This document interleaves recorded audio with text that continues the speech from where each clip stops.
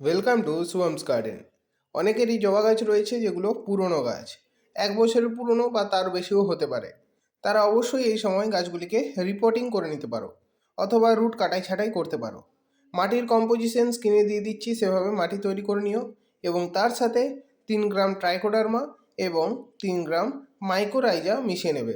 দুটোই beneficial fungi বৃদ্ধিতে সাহায্য করে এবং গাছের রুটকে ভালো রাখে, গ্রোথ ভালো রাখে। একটি টিপসের কথা বলে রাখি, জবা গাছের ক্ষেত্রে ভার্মি কম্পোস্টের পরিবর্তে যদি 2 বছর বা 1 বছরের পুরনো গোবর সার ব্যবহার করতে পারো তাহলে সবচেয়ে বেশি ভালো হয়।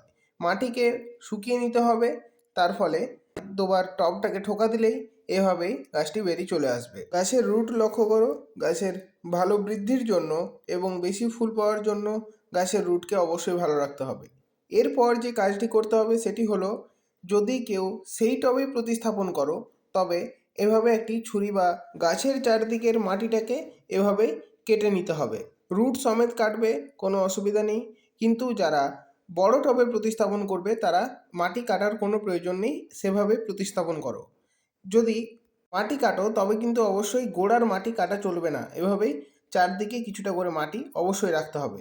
এরপর যেই টবে প্রতিস্থাপন করো সেই টবের ড্রেনেজ সিস্টেম ঠিকঠাক করে নেবে, কিছুটা মাটি ভরাট করবে, তারপর গাছ প্রতিস্থাপন করবে। এরপর আমি এখানে 2 চামচ আমার তৈরি করা একটি জৈব খাবার ব্যবহার করছি। নিচে ভিডিওটি দিয়ে দিচ্ছি, অবশ্যই সেই ভিডিওটি দেখে নিতে পারো। এরপর মাটি দিয়ে ভরাট করব, কিন্তু অবশ্যই ওপরের দিকে 1 আঙুলের মতো ফাঁকা রাখতে হবে।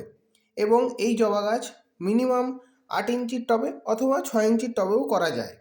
এরপর অবশ্যই পুরনো গাছগুলিকে প্রুন করতে হবে, অর্থাৎ ডাল কাটাই ছাঁটাই করতে হবে।